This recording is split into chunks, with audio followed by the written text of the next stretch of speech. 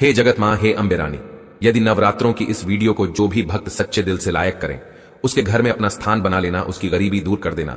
जय माता दी लायक जरूर करें। दोस्तों, शारदीय नवरात्रि इस बार 3 अक्टूबर दिन गुरुवार से शुरू होकर 11 अक्टूबर दिन शुक्रवार तक चलेंगे और 12 अक्टूबर दिन शनिवार को समापन होगा। इस बार माता रानी पालकी पर सवार होकर पृथ्वी लोक पर पधारेंगी और नवरात्रि पूरे 9 दिनों की चलेगी। 9 दिनों के नवरात्रि बड़े ही शुभ और विशेष अत्यंत दुर्लभ होते हैं। दोस्तों, दम है तो नवरात्र के किसी भी दिन इस पौधे को जड़ सहित उखाड़ करके ले आना, आपकी तत्काल गरीबी मिट जाएगी। नवरात्रि के पूरे समय को चैतन्य अवस्था कहा जाता है। नवरात्रि के पूरे समय को जागृत अवस्था कहा जाता है। इस समय नवदुर्गा पूर्ण रूप से अपनी शक्ति के साथ जागृत अवस्था में होती है और नवदुर्गा माता हमारे पृथ्वी लोक पर इस धरा पर पूर्ण रूप में आती है। इसलिए मां दुर्गा के आने के कारण 9 दिनों तक हर प्रकार के पेड़ पौधे जीव जंतु में जागृत अवस्था होने के कारण, अर्थात माता के आने के कारण ये सब जागृत अवस्था में हो जाती है, चैतन्य हो जाते हैं और ये अपना प्रभाव जितने भी पेड़ पौधे हैं, जड़ी बूटी हैं, ये तत्काल दिखाते हैं। पेड़ पौधे में ऊर्जा होती है, इसलिए पेड़ पौधे हमारे लिए परम पूजनीय है। हमारे हिंदू धर्म में हम पेड़ पौधे की पूजा करते हैं। जैसे कि आपने देखा होगा, जो माता बहनें होती है वट सावित्री का व्रत रखती हैं और पीपल की पूजा करती है, बरगद की पूजा करती है। अब बरगद की पूजा क्यों करते हैं?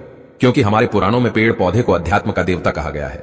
पेड़ पौधे में देवी देवताओं के अंश बसते हैं, देवी देवताओं के प्राण बसते हैं, इसलिए हमें पेड़ पौधे की पूजा करना चाहिए। देखिए, जो पेड़ पौधे हैं हमें मुफ्त में प्राण वायु प्रदान करते हैं। पेड़ पौधे से ही ये सारे चराचारी जितनी भी दुनिया है चल अचल कैसे चल रही है। जैसे कि समय में बारिश का होना, वातावरण को संतुलन बनाए रखना, ये सब पेड़ पौधों के कारण ही हो पा रहे हैं। तो नवरात्रि के समय में, रात के समय में ऐसा कौन सा पौधा है जिसे उखाड़ कर लाना है, जिससे आपकी गरीबी तत्काल मिटेगी। मैं आप लोगों को जबरदस्त चमत्कारी पौधा के बारे में बताऊंगा। वीडियो में आगे बताने से पहले, जानकारी बताने से पहले, अगर आज की वीडियो मिस कर दिए तो फिर बाद में आपको रोना पड़ेगा, पछताना पड़ेगा, क्योंकि नवरात्रि पर्व ही एक ऐसा समय होता है जिस समय में पेड़ पौधे जड़ी बूटी पूर्ण रूप से जागृत अवस्था में होती है। मैं हर दिन वीडियो में बताता हूं कि जागृत चीज ही हमेशा प्रभाव दिखाती है, उसमें चैतन्य होना जरूरी है, उसमें प्राण डालना, शक्ति डालना जरूरी होता है। और नवरात्रि के समय में कोई भी पेड़ पौधे लाते हैं तो आपको मंत्र जाप करने की जरूरत नहीं पड़ती, उसे सिद्ध करने की जरूरत नहीं पड़ती। वो पेड़ पौधा स्वयं नवरात्रि के समय में मां नवदुर्गा होने के कारण, नवदुर्गा के पर्व होने के कारण स्वयं सिद्ध हो जाते हैं।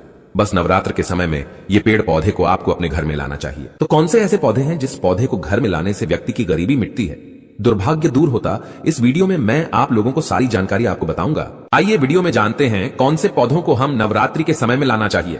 प्रथम पौधे है शाहदेवी। अभी मैं आप लोगों को सहदेवी की जानकारी बता रहा हूं, ध्यान से सुनना।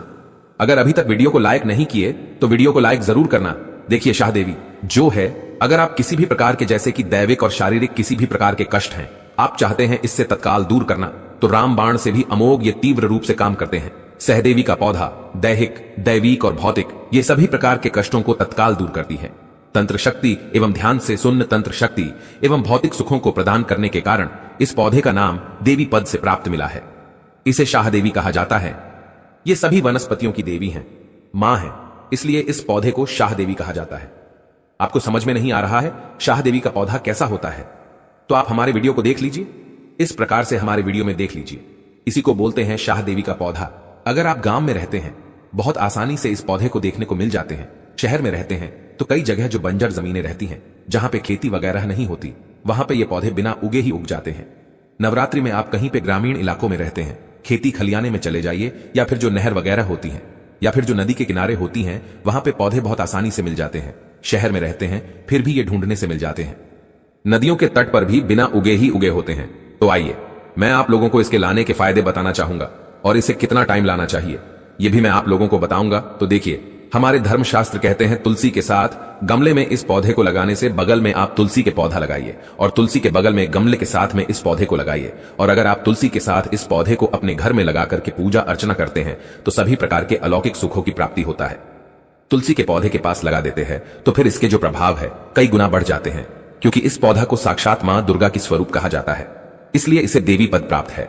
ये सभी प्रकार की बीमारी को दूर करने में समर्थ है, ये सभी प्रकार के सिद्धियों को देने वाला कहे गए हैं। कभी इसके बारे में आप लोगों को जो पुराणों में जानकारी लिखा है, जैसे कि हमारे वनस्पति इसमें जानकारी लिखे हैं, हमारे तांत्रिक जो बुक है उसमें जानकारी लिखे हैं, उसके बारे में आप लोगों को अच्छी सी वीडियो बना करके बता दूंगा। चलिए, मैं आप लोगों को इसके अनगिनत एवं चमत्कारी प्रयोग बताने का प्रयास करूंगा। तो तकिए ये के नीचे इसकी जड़ को रखने से बहुत से लोग, आप में से लोग बोलते हैं ना कि गुरुजी हमें नींद नहीं आती, तो तकिए के नीचे इसके जड़ को रखने से गहरी नींद आती है। या फिर इसको बेड के नीचे इसके पौधे को रखने से आपको बिल्कुल ही गहरी नींद आना शुरू हो जाएगी। अनिद्रा की बीमारी को दूर करने का ये रामबाण पौधा है। इसे हाथ में रख करके कोई भी मंत्र जपते हैं तो जल्दी सिद्धि की प्राप्ति होती है। यहां तक कि भूत भविष्य वर्तमान तक की सिद्धि आप इससे प्राप्त कर सकते हैं। मंत्रों के माध्यम से इसके जड़ का तिलक लगाने से यह हमारे शरीर में सम्मोहन शक्ति को बढ़ाता है। अगर आप किसी को वशीकरण करना चाहते हैं, अगर आप कोई बड़े पद में हैं, आप चाहते हैं कि सब लोग आपको देख करके मोहित हो जाए, या फिर आप प्रवचन करते हैं, आप चाहते हैं कि आपकी बात हर कोई सुने, तो इनके तिलक लगा करके आप जो है सभा में जाइए। लोग आपके तरफ मोहित हो जाएंगे, आप ही को देखेंगे, आपकी बात को मानेंगे, यानी आपके बंधन में बंध जाएंगे। हमारे धर्मशास्त्र कहते हैं, कौन से धर्मशास्त्र?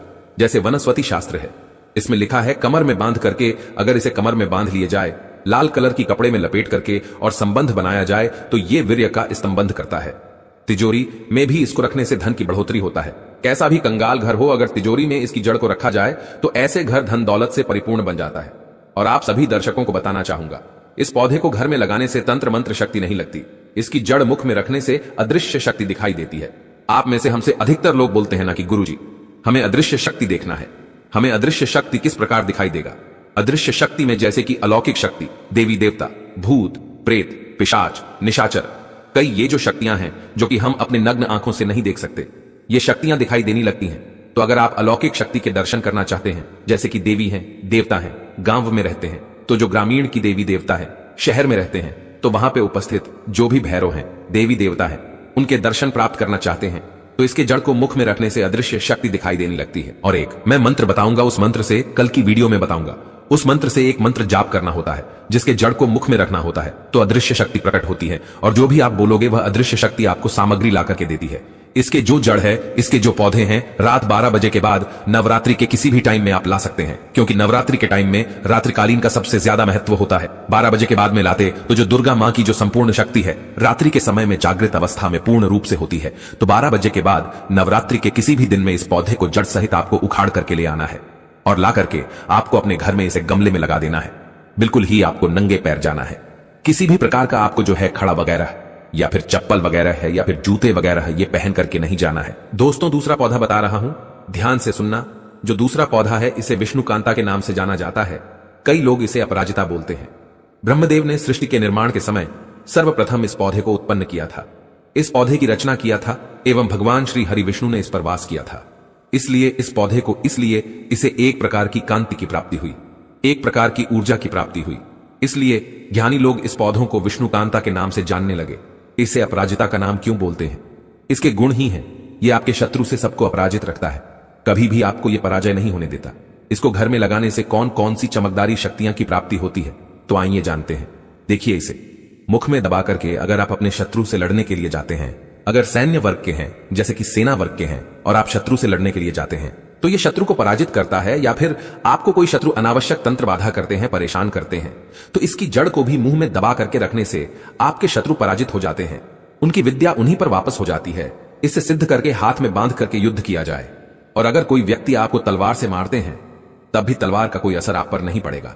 लेकिन एक मंत्र होता है, उसे आपको सिद्ध करना होता है। यह पौधा लक्ष्मी को प्रिय होने के कारण अगर आपको पौधा नवरात्रि के समय में घर में लगा करके रखते हैं, तो सुख, संपत्ति एवं नाना प्रकार के भोग की प्राप्ति होता है। पेड़ पौधे को आप साधारण मत समझना। ये जो पौधा है विष्णुकांता, जिसे हम अपराजिता बोलते हैं, साक्षात मां लक्ष्मी के स्वरूप हैं। इसमें स्वयं लक्ष्मी जी बसती हैं। नवरात्रि में इस पौधे को घर में लगाने से जैसे जैसे इस पौधे में वृद्धि होती है, जैसे जैसे इस पौधे का आकार बढ़ता है, जैसे जैसे इस पौधे में फल फूल आते हैं, वैसे वैसे व्यक्ति के घर में धन्य धान की प्राप्ति होती है। व्यक्ति के घर में धन दौलत की बढ़ोतरी होती है। इस पौधे के पुष्प नवरात्रि के पंचमी दिन ध्यान से सुनिए। इस पौधे के पुष्प नवरात्रि के पंचमी के दिन स्कंद माता को चढ़ाने से सभी प्रकार की सिद्धि एवं भोगों की प्राप्ति होती है। अगर आप चाहते हैं आपको वो सभी प्रकार की भोगों की प्राप्ति हो जाए, सभी प्रकार की सिद्धियों की प्राप्ति हो जाए, तो नवरात्रि के पंचम दिन इस पौधे की सफेद कलर के पुष्प माता स्कंद को चढ़ा देना। हम 101% गारंटी आपको देते हैं। इसके पुष्प चढ़ाने के बाद माता आपसे प्रसन्न हो जाएंगी और आपको सभी प्रकार के अलौकिक सुख प्रदान करेंगी, सभी प्रकार के आपके मनोरथ को पूर्ण करेंगी, सभी प्रकार के आपको कामना, आपकी जो कामना है उस कामना को सिद्ध करेंगी। ये पौधा नवरात्र में सूर्य उदय से पहले लाना होता है। इस पौधे को नवरात्र के समय में सूर्योदय से पहले लाने का विधान है। तो दोनों पौधे को लाने से पहले हमने आज की इस वीडियो में 2 पौधे बताए हैं, चमत्कारिक पौधे। ये दोनों पौधे नवरात्रि के समय में आप किसी भी दिन ला सकते हैं। तो ये दोनों पौधे लाने से पहले उन्हें अक्षत धूप दीप दिखा करके आपको इसे अपने साथ चलने की प्रार्थना करें। इसे निमंत्रण देने की कोई जरूरत नहीं। नवरात्र के समय में आप किसी भी टाइम में ला सकते हैं। बस आपको निमंत्रण इस प्रकार से देना है, आपको दूध रख लेना है, अक्षत रख लेना है और आपको प्रार्थना करना है कि हे औषधीय महाराज, मैं आपको इस कार्य हेतु ले जाने आया हूं, या फिर हे देवी माता, मैं आपको इस कार्य के लिए ले जाना आई हूं। इस प्रकार की प्रार्थना बोलना है। गरीबी मिटाना है तो गरीबी बोल सकते हैं। आप चाहते हैं कि आपके घर में सुख, संपत्ति, धन, वैभव की प्राप्ति हो तो इस पौधे को बोल सकते हैं, हे वृक्ष, या फिर हे औषधि महाराज, या फिर हे माता, मैं आपको अपने घर में अलौकिक सुखों की प्राप्ति हेतु ले जाने आया हूं। कृपा पूर्ण शक्ति के साथ आप मेरे साथ चले। इस प्रकार से प्रार्थना करते हुए आपको अक्षत चढ़ा देना है और वहां पे थोड़ा सा दूध दीप दिखा देना, वहां पे एक दीपक जला देना और प्रार्थना करते हुए जड़ सहित इस पौधे को उखाड़ करके ले आना और ला करके आपको दूसरे दिन अपने घर में गमले में इसे लगा देना। आप यकीन माने ये पौधे जब तक आपके घर में लगे रहेंगे, आपके घर के वातावरण को शुद्ध रखेंगे, आपके घर में किसी भी प्रकार का तंत्र बाधा नहीं लगेंगे, आपके घर को लक्ष्मी कभी भी नहीं आएंगी। आपके घर में दुख, तकलीफ एवं बार बार जो बीमारी होती है ना, घर परिवार के लोगों को जैसे वास्तु दोष लग जाते हैं, फिर किसी भी प्रकार के दोष लग जाते हैं, तो वो सारी बीमारी सभी प्रकार के दोषों से आपको बचाए रखने का काम करेंगे। उन्नति होगा, आपकी प्रगति होगी। तो अगर आप भी अपने दुर्भाग्य को सौभाग्य में बदलना चाहते हैं तो नवरात्रि के किसी भी दिन इस दोनों पौधा में से कोई एक पौधा अवश्य ले आएगा और अपने घर में लगाइएगा। आपकी अध्यात्म उन्नति होगी, आपकी प्रगति होगी। हे माता वैष्णो, हे माता रानी, यदि इस जड़ को कोई भी अपने घर लेकर आए तो उस पर अपनी कृपा बनाए रखना। इस जड़ का चमत्कारिक रूप उसे दिखा देना। लाइक जरूर करें। जय माता दी, जय माता रानी। माँ आपका कल्याण करें, आपको धनवान बनाए रखें।